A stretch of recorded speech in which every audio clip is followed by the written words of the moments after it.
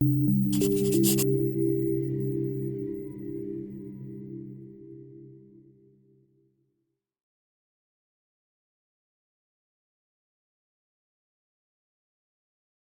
everyone. On today's episode on Through Your Eyes, we have Lexi Lerchy here who's going to talk about her life and some struggles that she's been dealing with. So thank you so much for being here. No problem.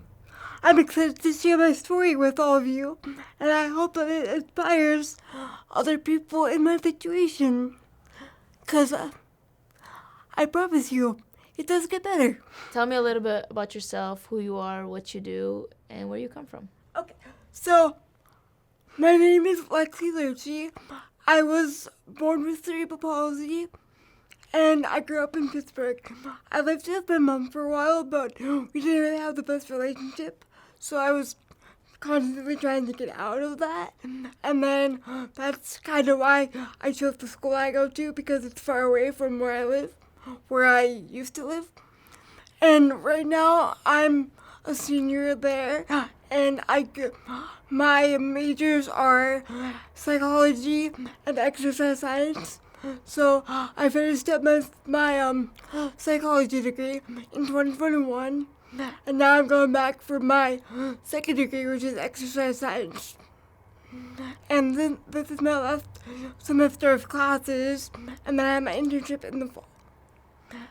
And then I'm going to grad school for psychology, because I want to be a personal trainer and a therapist at the same time. Kind of hard, I know, but I'm going to try. That's awesome. And so tell me a little bit. I mean, that's so impressive that you're able to pursue your degree, and obviously nothing is stopping you. So tell me a little bit about your journey to getting your degree and all the struggles related to that.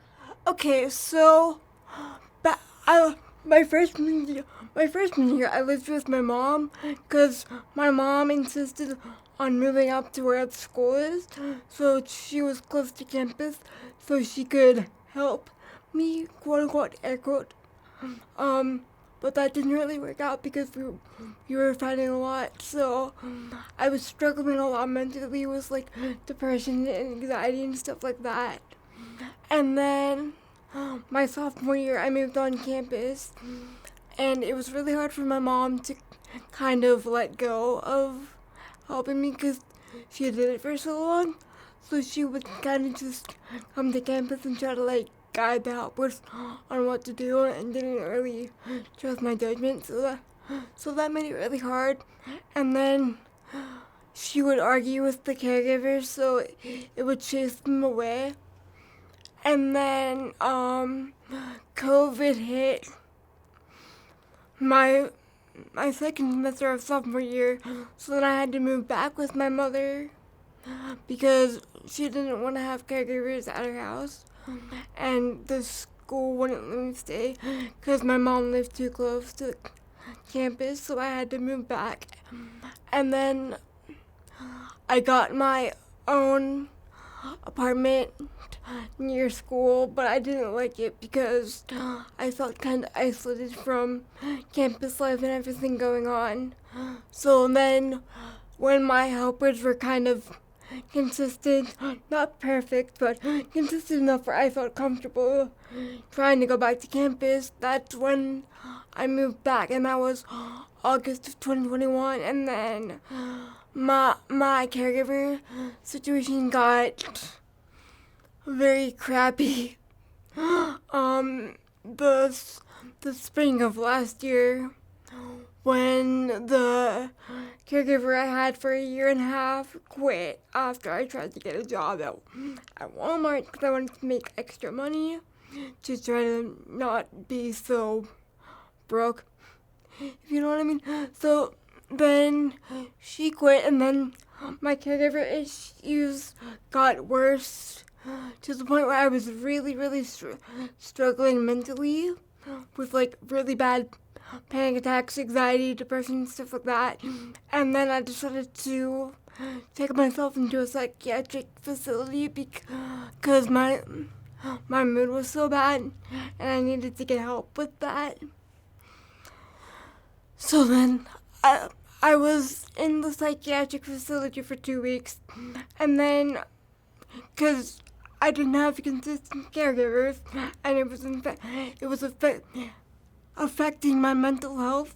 So I had to take a break from it all for a little bit.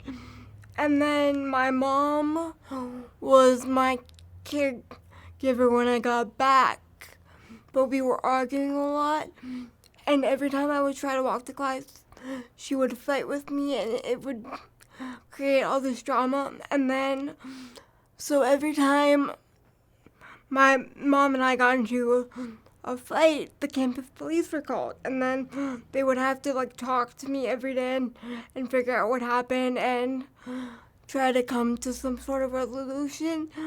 But it got to the point where my mom called the campus police too many times, and then residents life and housing talked to me and said that I had 24 hours to get out of where I was living, and then that's when I went back to the hospital after 2 weeks of being out because my mental health got bad again. And then I was there for a really long time. I was there for 2 months. I didn't get let out till last summer. And then I went through this agency in Erie, but they were really not great. So I dealt with that for a while, and then I found my current agency, which has great caregivers that care about me and want me to do well. So now I'm thriving. And yeah, now I'm back at school retaking the classes I fell out of when I had my mental health struggle. So I'm retaking those 3, and then I'll be done with that, and then I do my internship, and then I'm going to grad school in Erie somewhere. It's awesome. Yep. Good for you. Thank And you. so, thinking back when I was a student, with you in the same class, the biggest conversation was, why doesn't she just sit in a wheelchair? And so let's talk a little bit about that and what your perspective on it and why you don't just do that. Yes. So I have a really long history with wheelchairs.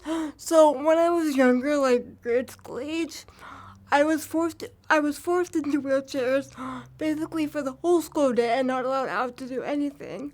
Like basically restrained them. So they wouldn't let me out to do anything, and I was just stuck in the chair all day. And it would make me really stiff and uncomfortable, and I would fight with them every day to let me walk around because I brought my walker with me too, and they wouldn't let me use it because they thought it was too much work. So they would just keep me in the chair all day, and then my physical health started to deteriorate. Like it was really hard for me to move because I was so stiff, and that happened from the time I was I want to say 4 until the time I was 18. They wouldn't let me walk around school at all. They would just keep me in the chair, so I was miserable. So when I went to college, I told everyone I'm not getting a chair. I'm not doing it because I felt like I didn't have any control over it at the time. And then when I went to college, I had control over it. So that's why I solely rely on my walker to get around. And it's a lot easier. Like I'm a lot looser, so I can move a bit easier now. There are other factors that affect my stiffness too, but that's the main one. Like if I sit for too long, I get really stiff and uncomfortable, and then it gets to the point where I'm in physical pain. So I choose not to sit for long periods. And yeah. And so how has it been being as independent as you are? Like, what are the struggles associated with that? Like, I would say getting people to understand that my mental health diagnoses are real, and that I'm not just doing it to be a pain in the butt. So getting them to understand my anxiety, depression, and PTSD, and why I choose to live the way that I do. And then it's just hard having to explain myself to people, because back when I had very little caregivers, they would quit on me all the time because I didn't have a chair. And it would drive me insane because just because I choose to walk doesn't mean I deserve to be in bed all day. And so let's touch on that. I remember when you texted me once. You told me about your caregiver leaving you and quitting on you. Let's talk about that experience. Yes, that was probably the worst experience of my life ever. Because I remember I had this friend that I don't talk to anymore, but he graduated last semester. He was in my classes too when I was going through this. And I would tell him every time my caregiver would just not show up or leave or like basically abandon me. And he would try to help as much as he could. So he did that for a few days, and then he decided it was too much on him. So then the day that I decided I needed to go to the hospital the first time was when the friend I had at the time, he took me to my class so I could go to class. And then he said that he was gonna go say hi to a teacher because she was in her office. And he didn't come back for like 45 minutes. So that's when I knew he probably told her what was going on and everything associated with that. And then the school found out, and then, yeah, it was just bad. And then, I remember I was in the middle of class, and the agency I went to at the time, they called me twice, and they don't typically call me in the middle of class. So the fact that they did that was a red flag in general, but the fact that they called me more than once is a really big red flag. So then, obviously I didn't want to interrupt class and check my phone, but it was my case managers through the agency that I had back then, and they were like, your caregiver called off for the next 2 days. So then I called my friend that was technically registered as my backup helper, so to say. And I called him, and I'm like, tell me you didn't go home yet, because he didn't live on campus, he was a commuter. So I told him what happened, and he's like, I can't help you because the teacher told me not to. And then I ended up being stuck in the classroom for a good 3.5 hours before somebody came and got me. And it was just the hardest experience I've ever gone through in regards to the caregiver situation. Because I was like, how can someone just abandon me like this? Like, it's bad, especially in a public place. So I was getting really anxious and like I started to cry because I didn't think anyone was gonna come pick me up. And then 3.5 hours later, someone did. And then I called my counselor, told her what was going on, and she was like, you need to go to the hospital. So I did. And I remember the ambulance would argue with me that my walker wouldn't fold up or it was too big to fit in the ambulance. So when I went to the hospital, I struggled because I was in a wheelchair for 2 days, and I was so stiff, and I was getting really triggered from PTSD and stuff like that. And then I remember I called 11 people, and you were one of them, and you were finally the one that brought my walker after trying 11 different people to bring my walker from my dorm room to the hospital, and you saved me that day. So, you're gonna make me cry. But, okay. I didn't know you called 11 people. you continue to choose to be independent and to chase after what you want. And so for the people who tell you just be in a wheelchair, who tell you that there's all these solutions for you, and like you said, you struggle getting them to understand, what do you have to say to like people like that?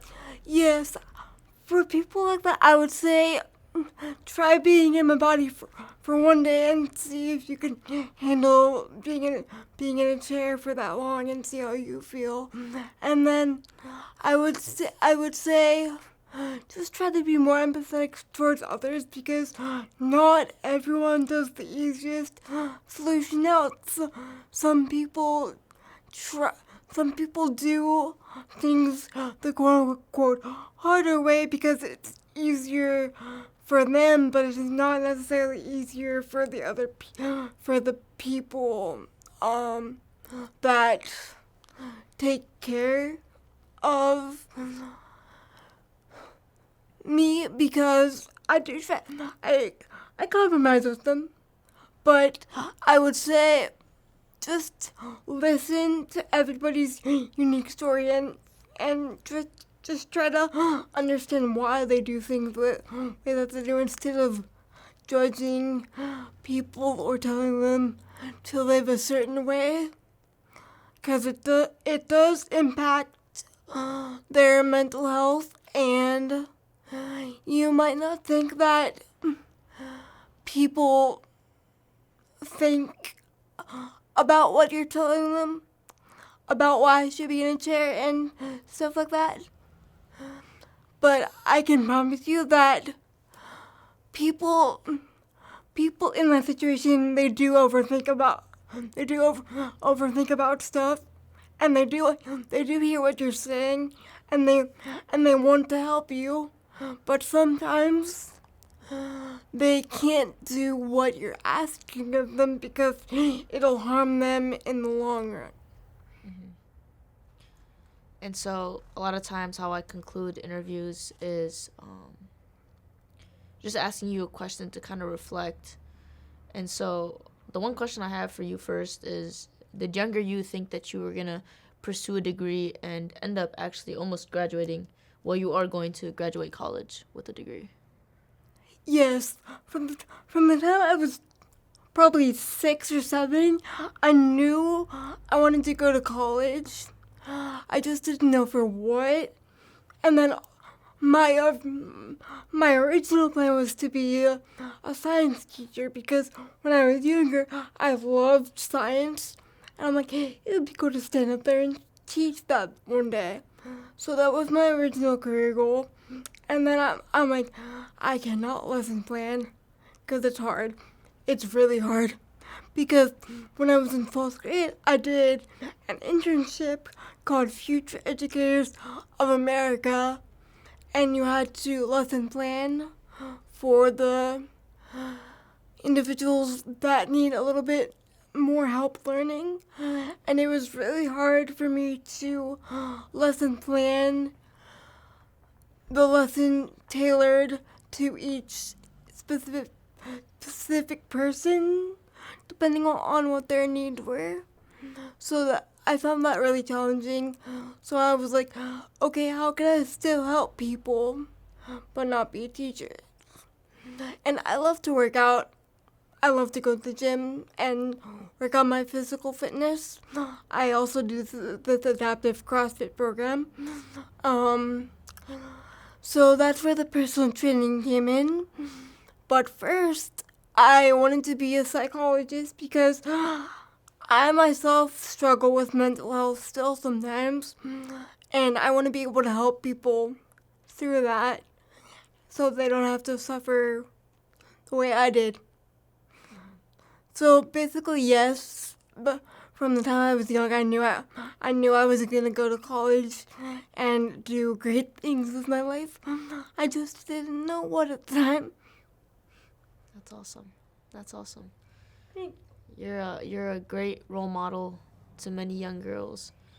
And honestly, you inspire me. Oh, Just thank for you to be able to do that with everything that you've gone through is pretty unbelievable. Because as able-bodied humans, like, we make so many excuses for so many reasons we can't do certain things, and you're, going through what you're going through, and you're still trying to do it when you can easily just surrender to life and just be like, oh, like. Yeah, and honestly, last year I did. Yeah. For a while. And how was you talked about God, like how's your faith in terms of all this, and has there been times where you've just been upset at your situation, like did you have moments like that? Yes, and honestly, I still do. At some point, they're just not as bad as they were before. I always get like frustrated with my body because I'll want to do something and I'm like, oh, good, I have to ask for help, and it just gets frustrating because like I can't drive, but I love to go places, so like it's frustrating just not to be able to get in the car and drive and stuff like that. That's tough. Yeah. I can only imagine.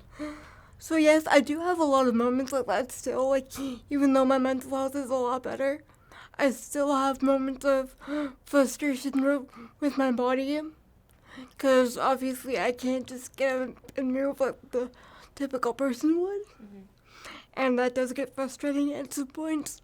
Yeah. And how do you feel about your caregivers now? They're awesome. I only have 3 of them right now. Wait, no, 4. But I love all of them. Like, they listen to me and they respect my wishes, and they don't try to force me to do anything that I don't want to. And like, they just understand like my mental health and what I've gone through and stuff like that. So it's really amazing to have all of them in my life, because I know they want me to do well and succeed. And yeah, I'm just really grateful that I found the company that I'm with right now, that I have these amazing people that help me succeed in life. And yeah.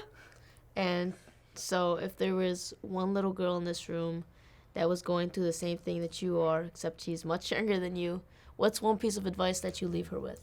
Don't give up. It gets easier, I promise. No matter how tough the situation gets, I promise it does get better. You just have to have hope.